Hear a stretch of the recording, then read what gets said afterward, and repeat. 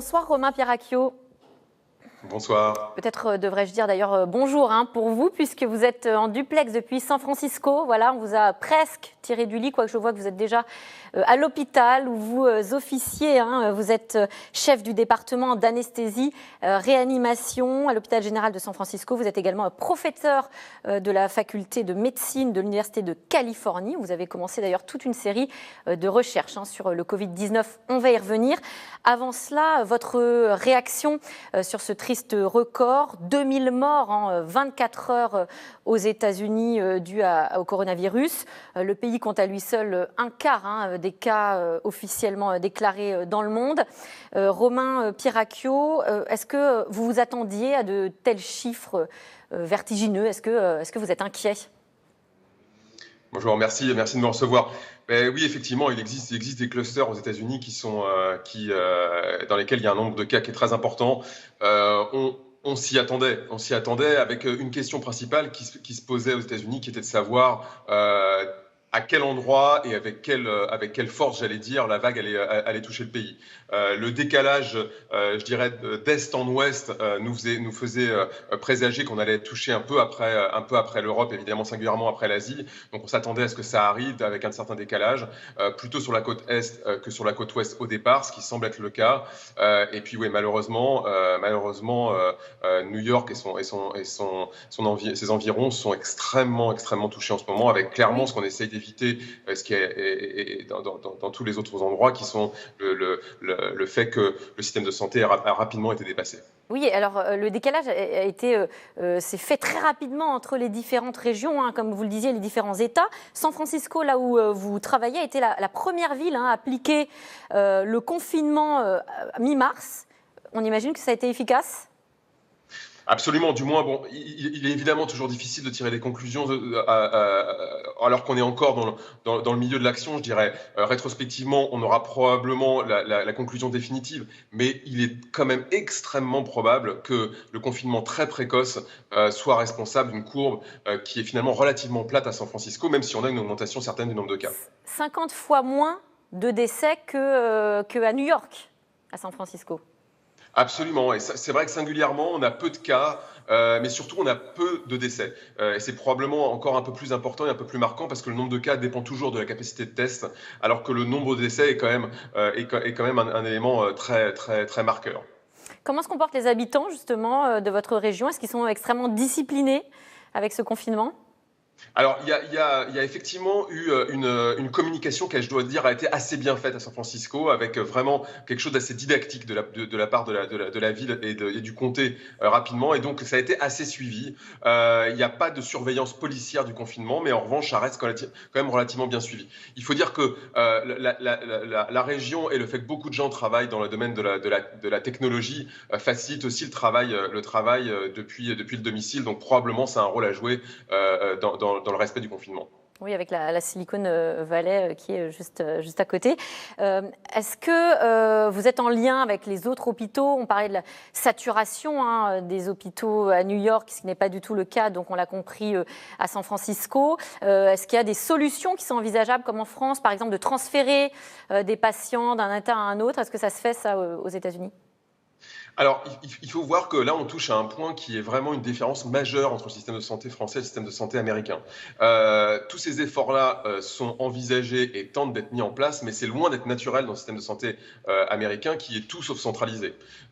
Donc, les systèmes de soins, dont certains sont privés, d'autres sont privés et publics, fonctionnent de manière totalement indépendante. Et donc, dans ce type de crise, il faut absolument qu'il y ait la mise en place d'une coordination générale, ce qui n'est pas simple parce qu'encore une fois, le système de soins ne répond pas à une centralisation et à une commande centralisée. On ne peut pas déclarer un plan blanc comme on le ferait en France, un plan blanc généralisé qui mettrait, je dirais, tous les hôpitaux quasiment en garde à vous, pour reprendre une expression un peu militaire. Donc oui, on essaye de le faire. Chacun s'organise un peu dans son coin finalement, avec ses propres directives.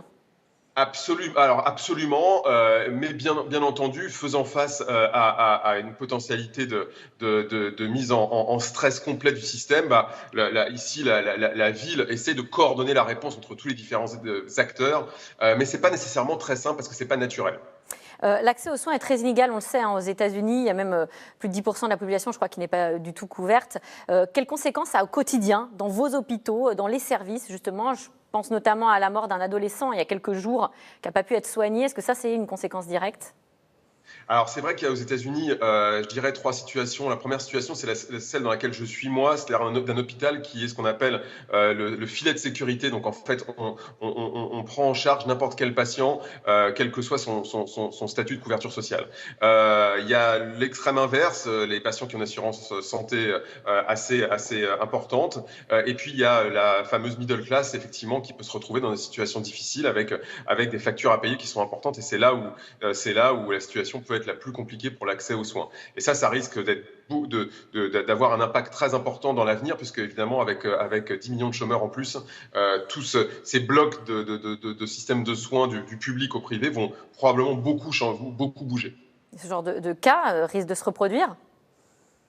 Absolument, c'est possible. Alors on espère tous que cette situation va déclencher une réflexion globale sur l'accès aux soins et sur, je dirais, le droit à l'accès aux soins aux États-Unis, qui comme chacun sait, n'est pas une notion universelle, malheureusement. Chaque jour, on en apprend un peu plus sur le profil type des malades les plus touchés par le coronavirus. On a appris que les personnes obèses étaient touchées dans une écrasante majorité dans les cas qu'on a pu relever. Est-ce que c'est un sujet de préoccupation aux États-Unis sur lequel vous travaillez? Alors effectivement, les signaux semblent montrer que dans les cas graves, l'obésité est un facteur de risque. Alors évidemment, aux États-Unis et singulièrement dans certaines régions, il y a une prévalence de l'obésité qui est plus importante.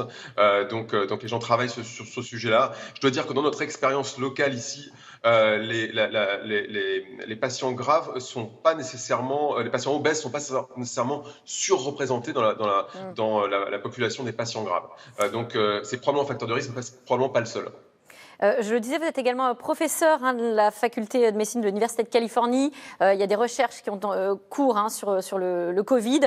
Vous disiez en préparant l'interview qu'il y a une mobilisation massive. Vous avez des appels tous les jours. Il y a un élan comme ça de chercheurs qui s'agrègent pour travailler sur le Covid. Comment ça se passe sur place? Oui.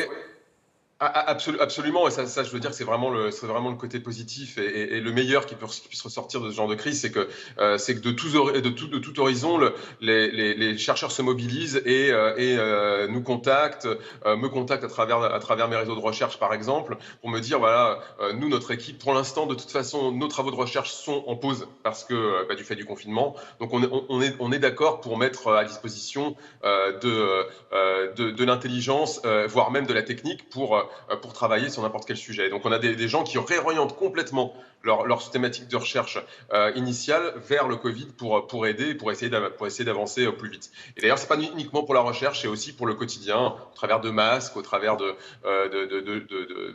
choses qui puissent aider. Est-ce qu'il y a des pistes privilégiées? On a le débat évidemment en France sur la chloroquine. Est-ce que c'est le cas chez vous? Est-ce qu'il y a d'autres pistes sur lesquelles vous travaillez sérieusement?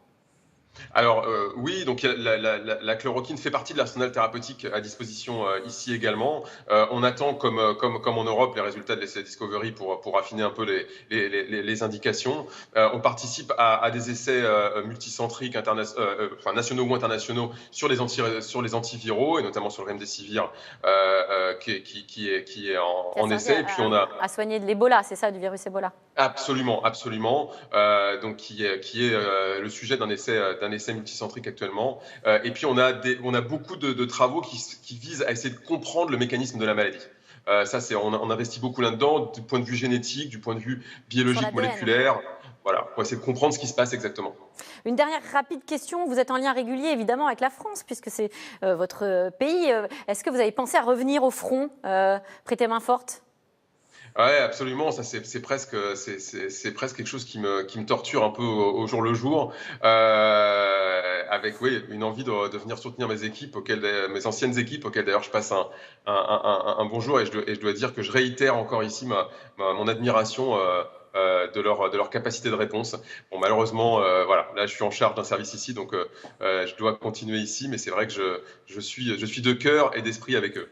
Eh bien, merci Romain Pierracchio d'avoir répondu à nos questions. Vous êtes chef du service réanimation de l'hôpital général de San Francisco. Et bien sûr, pour en savoir plus sur les recherches, sur les tests en cours, sur les remèdes, eh bien, restez sur France 5 puisque ce sera le thème de l'émission de Caroline Roux. C'est dans l'air, c'est tout de suite. Merci à vous.